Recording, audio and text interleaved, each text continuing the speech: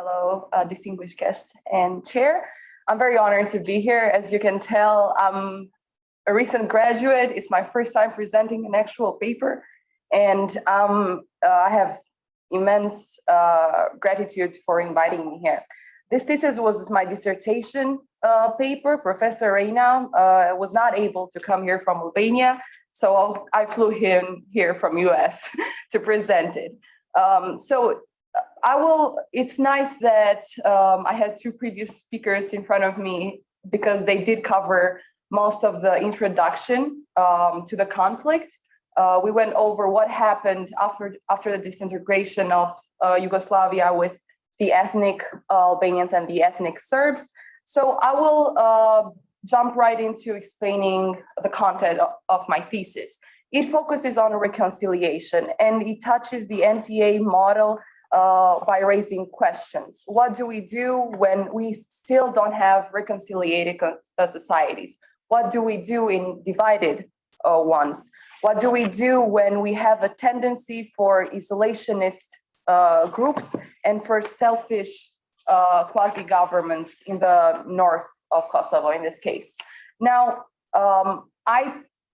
I have extended my thesis into two models. One is the H.D. Forbes one, which is, it deals with contact between two ethnic groups and it centers on three variables. One would be ethnocentrism, two, cultural differences, and the third, the amount of contact, which would later on be argued on 4 points on its own, would be the equal status that the group must have, the intergroup contact at what level it is, the common goals that they share or not, and the support by institutions of authority.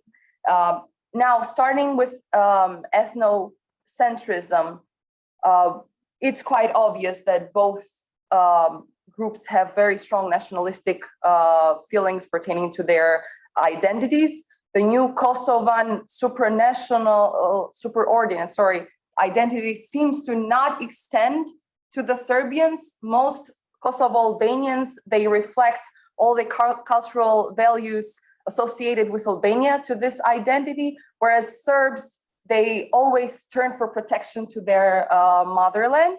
But research suggests that the Kosovo Albanians and the Kosovo Serbs that do relate to this new superordinate identity, they show less prejudice towards each other. They show more positive stereotypes towards each other and a greater sense of cooperation. Then moving forward to cultural differences, they were touched by Alexander, I believe. They're both religious and pertaining to language. Language, because Albanian is a special branch of the Indo-European group, and then we have the Cyrillic alphabet and Slavic when it comes to Serbia. And then religion, we have Orthodox majority and Muslim majority in the case of Albanians. Now, both groups have proved throughout history that it is possible to set aside those differences and fight for a common goal. It happened in the Ottoman Empire. It has happened. They have lived long side to each other for a different time, for a long time now. And it also, times are different. For the modern Serbian family, religion does not account for as much as it used to. And whereas for the Albanians, since the beginning of the nationalistic strategy, language was their main focus as a factor of unification instead of religion on Serbia's part. And then moving forward to, when it comes for efforts to account for these cultural differences, we see that there have been attempts to set them aside. In 2017, 40 Serbian court members were introduced to the national courts of Kosovo. It was a very modest step, but it did bring a ton of stalled cases because it was impossible for them to find translators. And this comes also, which puts it into perspective, is that the only online dictionary Serbian-Albanian was put online on 2019. This was the first time the learning of the other group's language was facilitated since the Yugoslavian times, which is a big gap. There are very little contributions that come from authors of both Albanian and Serbian background when it comes to one single piece of literature, let's say. Moving forward to the amount of contact, which is the most problematic variable of them all, I will analyze it using 4 points. Firstly, it happens mainly at state level.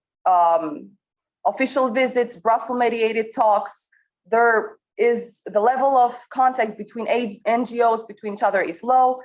We see research shows that both groups are very reluctant to cooperate with each other.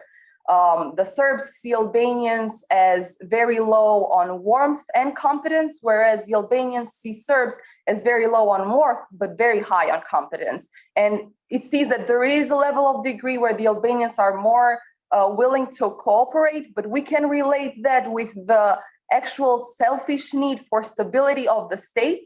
We are willing to give you rights, we are willing to cooperate with you because we want to enter EU, we want to establish a more compact state. Moving forward, the first point would be the equal status. Now, since the beginning of the Constitution of Kosovo in 2008, they try to stir away from, let's say, a flag that represented national colors. They put blue in the background. In the center, you have the map of Kosovo to represent the territorial unity that they want to achieve, and then you have a crown of 6 flags representing the minorities that they recognize. Now you see Kosovo is a very homogeneous population. It had the majority is Albanian. Serbs, excluding northern Kosovo, which does not participate in census, pertain around 1.5% of the population. But in the constitution, they have given 10 seats in the parliament, which means that one Serbian vote would count for 2 Albanian ones. It has the power of 2. And then Serbian is an official language, no matter what region we are talking about. It's an official language in the whole territory of Kosovo. So we have a homogeneous state, but functioning as a multi-ethnic one. Besides, moving forward to the second point, there would be the intergroup contact. I did mention that it's basically at state level. NGOs do not cooperate with each other. If they do so, it's not for long-term commitment. It's just for one-time trainings or one-time sessions. But there is good research that comes through. There is one specific association. It's called Albanian and Serbian Blind Association that shows that when they do have a common goal, they can work and be successful towards it. And the fourth point would be the support by social institutions of authority. And in this case, they would be EU, UN, which were touched by Alexander, and I will not. They have had their influence into creating Kosovo and into implementing and pushing forward legislation. One can argue whether they were successful beneficiary or not. One of the beneficiary ones I would argue is putting forward 8 Serbian municipalities into the Pristina legislation as a municipality, and then the second one, which is arguable, is advocating for a separation of education, but also advocating for a separation of curricula. Both groups are being taught different things, and they have, once you pass the Ibar River, you have a different currency, you switch from euro to dinar, a different language, parallel structures, and the situation becomes much more complex. So, because I see the time, to conclude, I would pertain that Kosovo as a whole gives us much more questions when it comes to NTA. We do want to tell both parts, the majority and the minority, we have to, that NTA is the best possible option.